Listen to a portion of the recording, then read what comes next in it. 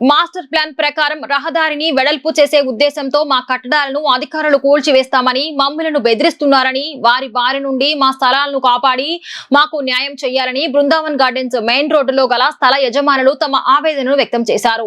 Guntur Brindavan garden లో ఏర్పాటు చేసిన మీడియా సమావేశంలో వారు మాట్లాడారు. మా కట్టడాలను స్వచ్ఛందంగా కూల్చివేయాలని, లేని పక్షంలో బలవంతంగా కూల్చివేస్తామని అధికారులు మమ్మల్ని తరచూ బెదిరిస్తున్నారని చెప్పారు. ఎన్జీ రంగా విగ్రహం నుంచి కుందుల రోడ్డు వరకు ఇప్పటికే 80 అడుగుల వెడల్పు గల రోడ్డు ఉందని చెప్పారు. ఒకవేళ అధికారులు రహదారిని 80 అడుగులకు మించి వెడల్పు చేయాలనుకుంటే మా స్థలానికి ఎటువంటి ఇబ్బంది కలగకుండా రహదారి విస్తరణ చేయాలని అధికారులకు సూచించారు.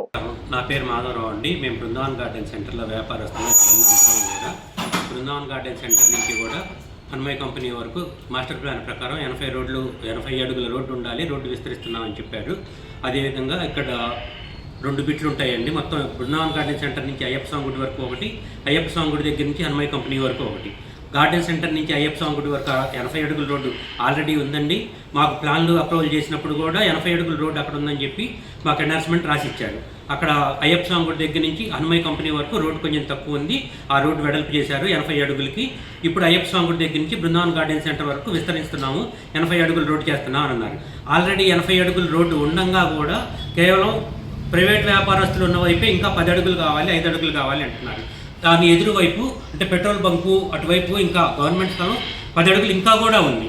అది తీసుకోకుండా ప్రైవేట్ ఆస్తుల వైపు వస్తున్నారు. ఏంటి అని అడిగితే ఎవరు సమాధానం చెప్పట్లా. 2012లో మాస్టర్ ప్లాన్ ప్రకారం మాకు కాలువలకి లైన్ ఒకటి వచ్చింది అంటున్నారు. 2012లో లైన్ వస్తే మరి దాని తర్వాత రిజిస్టర్ చేసుకున్న వాళ్ళకి మాకు ఎందుకు రిజిస్టర్ చేశారు? అవన్నీ ఉంటాయి కదా. రోడ్లు వెడల్పుంటే 10 అడుగులు రిజిస్టర్ చేయడానికి వీల్లేదు, గవర్నమెంట్కి రాసి ఇచ్చిన తర్వాత రిజిస్టర్ చేస్తా ఉంటున్నారు. అంటే మాకు మొత్తం రిజిస్టర్ చేశారు కాబట్టి ఏం లేనట్లే కదా గవర్నమెంట్కి హక్కులు. ఇప్పుడు 80 అడుగుల రోడ్డు ఉంది, మేము కొలతలేసి చూపిస్తామని చెప్తున్నాం. లేకపోతే వాళ్ళని వచ్చి గవర్నమెంట్ ఆఫీసర్లను వచ్చి పాత డ్రైన్ టు డ్రైన్ 80 అడుగులు ఉందో లేదో కొలుచుకొని, ఒకవేళ లేకపోతే 2 వైపులా తీసుకోండి, 10 అడుగులు తగ్గితే 5 అడుగులు అటు 5 అడుగులు ఇటు తీసుకోండి అని చెప్తున్నాం. మేము ఎన్నిసార్లు చెప్పినా కానీ కాదు, మేము మీ వైపే వస్తాము, అటువైపు మాకేదో రిజర్వ్ స్థలము అని అంటున్నారు. రిజర్వ్ స్థలానికి అంతకుముందు గార్డెన్ సెంటర్లో ఒక పంప్ హౌస్ ఒకటి ఉండేది. అక్కడి నుంచి అటువైపు మొత్తం హనుమయ్య కంపెనీ అటువైపు అంతా కూడా వాటర్ పంపింగ్ అయ్యేది. ఈ రోజున అది లేదు, అది తీసేసి 7 సంవత్సరాల పైన అవుతుంది. ఇప్పటికి కూడా అది రిజర్వ్ స్థలం అంటున్నారు. నా పంప్ హౌస్ తీసేసిన తర్వాత ఇంకా రిజర్వ్ స్థలం ఏంది? అది గవర్నమెంట్ స్థలం, దేనికి ఆ పనికిరాదు. అది అట్లా వదిలేసేది.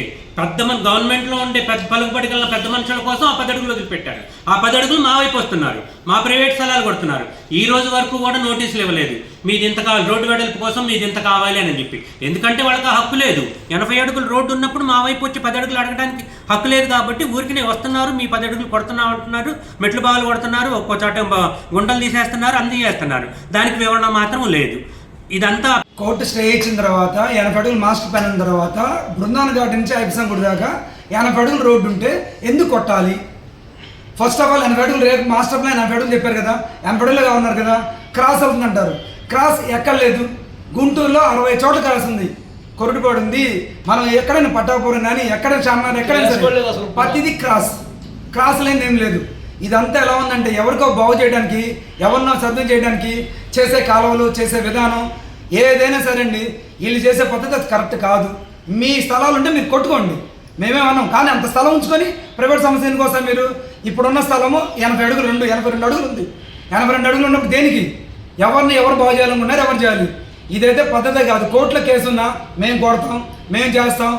మాకు ఆల్రెడీ చెప్పిన దానికి 80 అడుగులు మాస్టర్ ప్లాన్ ఎందుకు కొట్టాలి?